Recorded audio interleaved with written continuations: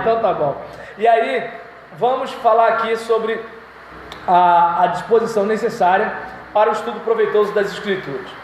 Do mesmo modo que é necessário ter um sentido especial para o belo e poético, a fim de apreciar devidamente a poesia, bem como é preciso ter um espírito filosófico para o estudo da filosofia, igualmente é da maior importância uma disposição singular para o estudo proveitoso das Sagradas Escrituras.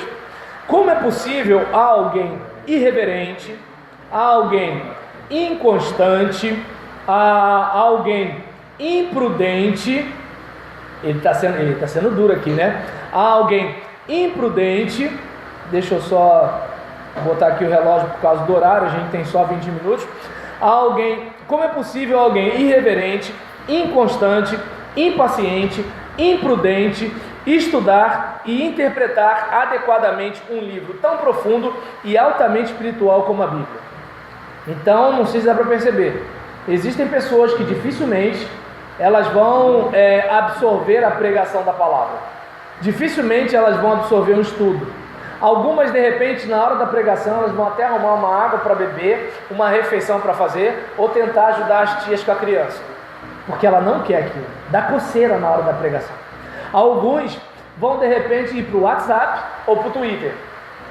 Outros, vão, na hora da escola bíblica, não vão para a escola bíblica, está dando para entender? Ou vão ficar no pátio discutindo alguma coisa da obra do Senhor, ou vão ficar no corredor, ou de repente vão dizer que precisam ficar com a família. E aí, se você fosse uma mosquinha e fosse lá na casa do infeliz, o camarada, em vez de estar lá com a família, ele está o quê? Na internet, tá entendendo? Tá batendo papo com a Crotilde, tá de bobeira, não tá conversando com filho, com mulher, coisa nenhuma. Mas por quê? Porque existem pessoas que elas são irreverentes, elas não têm respeito pelas coisas de Deus, elas têm respeito pela religião. É aquela pessoa que, por exemplo, ela fica em pé na hora da leitura da Bíblia, mas ela não pratica a Bíblia. Entende como é que é o negócio? Ela, digamos, ela dá nota de R$100 para ajudar a igreja, mas ela dá nota de R$100 para dizer o seguinte: pastor, você precisa de mim, hein? Aparentemente, ela é uma pessoa reverente, ela dá R$100. Os R$100 é para quê? Ninguém vai se meter com ela. Ela é o cara forte da igreja. Mas é irreverente, não tem reverência uma pessoa dessa.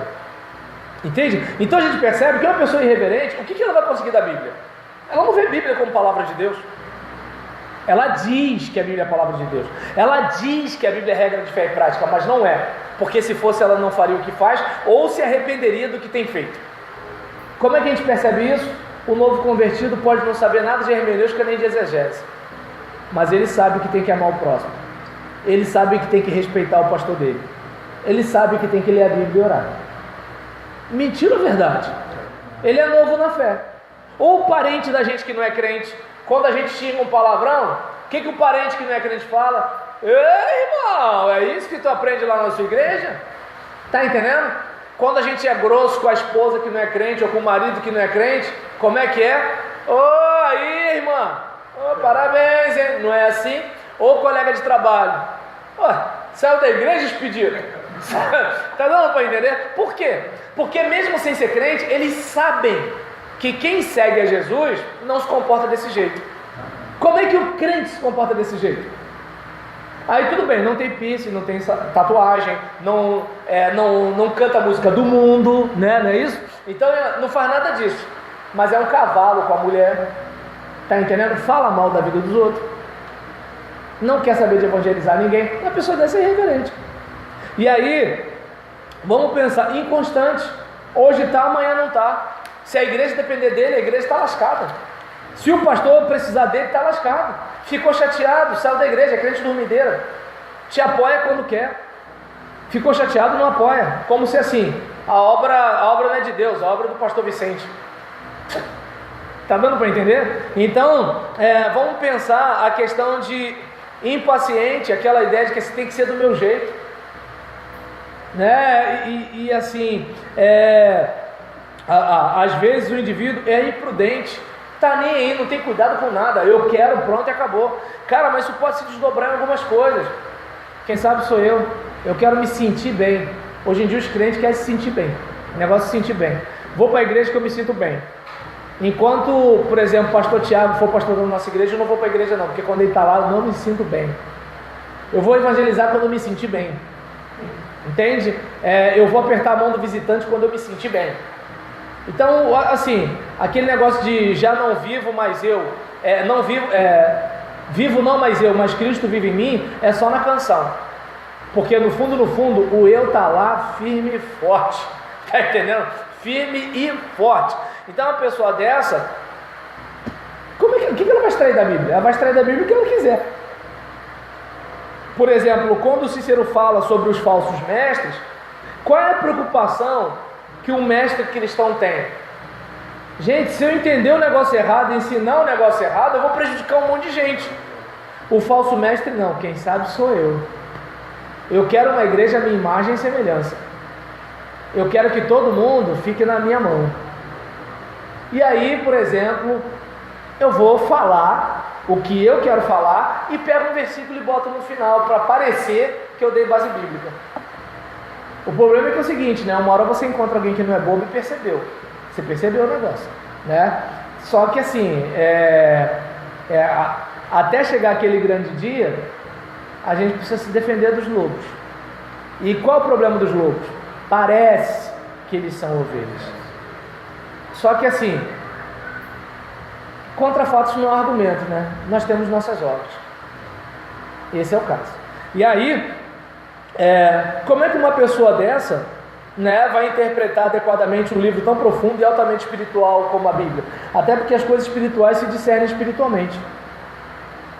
Crente que não valoriza a escola bíblica, crente que não valoriza a oração, crente que não valoriza a comunhão, crente que não valoriza respeito à autoridade. Por exemplo, dia 16 de abril eu faço 14 anos de consagração ao ministério pastoral. E aí eu vou negociar com um seminário daqui, com outro seminário, como é que eu faço em relação à questão de data, para eu comemorar meu aniversário. E aí esse dia eu sempre chamo alguém que fez parte da minha vida e do meu ministério. Então eu chamo as igrejas por onde eu passei, os irmãos que foram da mesma Unijovem que eu, coisas do tipo e tal. E aí na igreja onde eu passei, eu chamei para cantar, e aí eu falei: meu irmão, você é meu amigo, eu te conheço, mas faça o contato da líder de louvor, que eu não sei quem é, mas ela é autoridade, então eu tenho que respeitar a autoridade dela e conversar com ela. Eu sei que eu poderia acertar com eles e eles passarem para ela. Eu sou um pastor, eu estou convidando. Mas agora, se eu não consigo respeitar a autoridade de um líder de louvor, então não respeita a autoridade. Se você não respeita a autoridade do seu pastor, desculpa, você não respeita a autoridade de Deus. Porque quem obedece a Deus, obedece quem Deus mandou obedecer. Meu professor é autoridade. O policial que me para é autoridade. Meus pais são autoridade. Tudo bem que meu pai hoje não paga minhas contas, mas ele é o meu pai, chegou antes de mim, e eu vou ouvir e vou respeitá-lo. Não estou falando aqui de autoritarismo nem de abuso, tá, gente? Por favor, não me entenda mal. Não estou aqui defendendo que você tem que ser vaca de presépio, tá ok? Deu para entender, né? Então, deu? Então tá legal, né? O Cícero foi o único que não fez assim, fiquei preocupado, depois a gente conversa, né? Entende? Porque assim, o policial ele pode me parar, o que ele não pode ficar dando na minha cara, me chamar de macaco, isso ele não pode fazer. Agora, por gentileza, ou por favor, encosta aí, documento por favor, seu carro vai ser apreendido por causa disso, isso ele pode fazer. Entende? Porque a autoridade é uma coisa delegada. Deus concedeu autoridade. E aí eu pedi: mas não é fulano mais não, agora é Beltrano. Sabe quem é o Beltrano? O Beltrano é um menino que eu vi com 3 anos de idade, que tocava bateria de brinquedo. O pai dele deu uma bateria de brinquedo para ele, ele tocava bateria de brinquedo na igreja. E tocava, cadenciado, direitinho, tudo bacana. Não me interessa se eu vi aquele garoto fazendo xixi nas calças. Ele agora é autoridade. E se eu respeito a Deus, eu respeito quem ele concede autoridade. Ele só tem aquela autoridade porque foi reconhecida na igreja dele. Está dando para perceber como é que é o negócio? É uma questão de reconhecimento. O pastor Barbosa é meu coordenador, ele é autoridade. Entende? Então o que acontece? Na ausência dele, a Lília me diz o que é para fazer, o que é para deixar de fazer. Ah, eu sou pastor, a Lília não me interessa, ela é autoridade. Entende? Se eu for balconista, né, na loja da Fátima, não interessa se a Fátima não é pastora, lá ela é autoridade, ela é a minha chefe. Quem não consegue perceber isso, desculpa. Não dá para expulsar nem o demônio, porque está no mesmo fechamento. Rebelião é coisa demoníaca, gente. Não tem como rebelde expulsar demônio. Até porque está escrito o demônio falou assim: qual é, mano? A gente está na mesma vibe. Nós somos da mesma facção, cara. Todos contra um. Qual é, velho? Pô, eu te ajudo, pô. Eu te ajudo, tu me ajuda. Fala.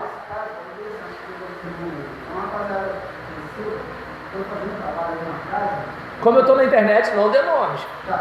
Fala de um problema. Isso, fala de um problema. Aí foram na casa da pessoa lá, expulsar o demônio lá, para fazer oração, um galo. Botou todo mundo para morrer. Meu Deus. Um galo, não tinha autoridade com um galo. A outra situação foi dentro do cemitério. Desculpa, eu estou rindo, mas não é para rir disso não. Desculpa, perdão, pequei. Foi dentro do cemitério. Estava lá trabalhando e tal. A pessoa, a pessoa chegou lá, pegou um folheto, aí o cidadão lá todo levantar, a mulher falou: olha, eu não quero você aqui, para a pessoa. Eu não quero você, sai de perto de mim. Aí a pessoa saiu, calhou e bateu de frente no cemitério de novo, para falar: sai daqui, eu vou te arrebentar agora. Expulsou o crente, o cara, de dentro do cemitério, mandou para casa. Ele falou: eu me bebi na porta do cemitério. É a questão que o irmão está falando ali. Mas está na mesma vibe. Exatamente. Tem que estar puro. Porque o que acontece? Vai exercer autoridade que respeita a autoridade. Por exemplo, todo mundo pega, resistir ao diabo, ele fugirá de vós. Mas o pessoal esquece que antes desse trecho está assim: sujeitai-vos, portanto, a Deus. Ou seja, a autoridade é uma coisa delegada. Entendeu? Quem não obedece não tem autoridade.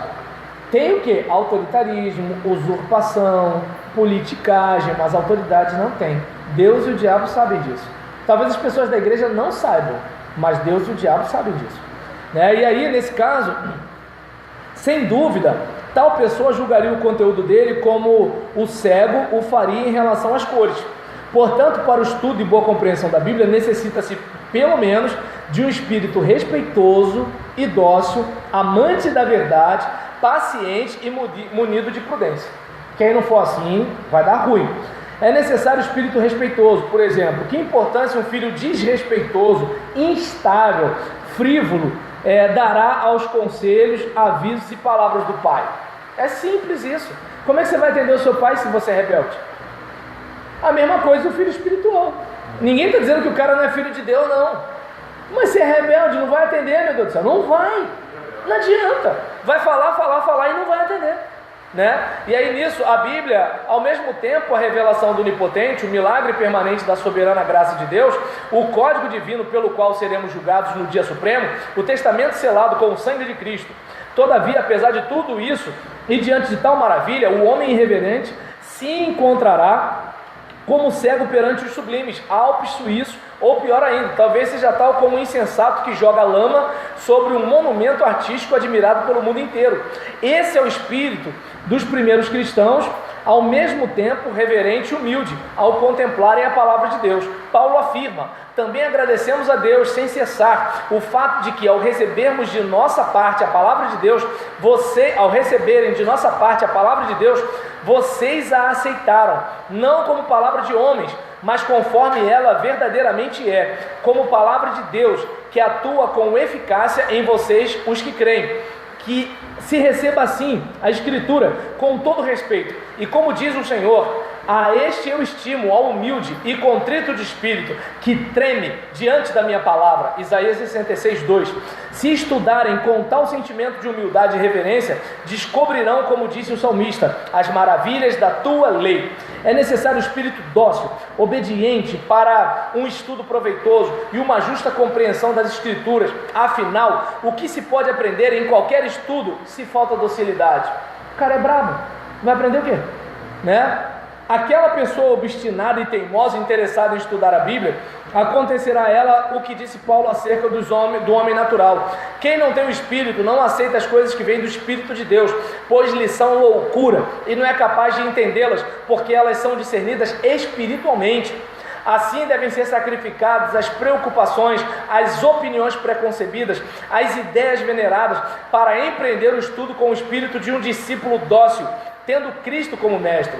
Deve-se sempre ter em mente que a obscuridade e a aparente contradição que possam existir não estão nos ensinos de Jesus, tampouco na sua infalível palavra, mas sim no pouco alcance do discípulo. Então tem que pesquisar mais, estudar mais. Mas se o nosso evangelho está encoberto, para os que estão perecendo é que está encoberto. O Deus desta era cegou o entendimento dos descrentes para que não vejam a luz do evangelho da glória de Cristo, que é a imagem de Deus. Entretanto, o discípulo humilde e dócil que abandona o Deus desse século, o qual cega os entendimentos e recebe a Cristo como mestre, verá e entenderá a verdade, pois Deus promete conduzir os humildes na justiça, ensinando-lhes o seu caminho. É necessário ser amante da verdade, afinal, quem se empenha em buscar com zelo e recolher o que não se aprecia e estima? Se você realmente tem interesse e estima, você vai chegar lá, você vai ver. Um coração desejoso por conhecer a verdade é de absoluta necessidade para o estudo das Sagradas Escrituras, e devemos levar em consideração que o homem por natureza não possui tal coração. Pelo contrário, guarda um coração que foge da verdade espiritual e abraça com frequência o erro. Jesus disse de si mesmo: a luz veio ao mundo e os homens amaram mais as trevas do que a luz. Além disso, ele disse que eles a aborreceram. E eis porque, em sua crescente cegueira, os homens passam do aborrecimento à perseguição e da perseguição à crucificação do Mestre. Portanto, livrem-se de toda maldade, de todo engano, hipocrisia, inveja, de toda espécie de maledicência. Como crianças recém-nascidas, desejem de coração o leite espiritual puro, para que por meio dele cresçam para a salvação. Os que com tal desejo buscam isso, estudando e examinando as Escrituras, também o acharão. Portanto, que Deus, o glorioso Pai, lhes dê espírito de sabedoria e de revelação no pleno conhecimento dele. Efésios 1,17. E assim o Senhor confia os seus segredos aos que o temem e os leva a conhecer a sua aliança. Então a gente observa aqui a importância de você amar a verdade. Se você não ama a verdade, desculpa, a verdade vai incomodar em vez de abençoar. Desse jeito. É importante.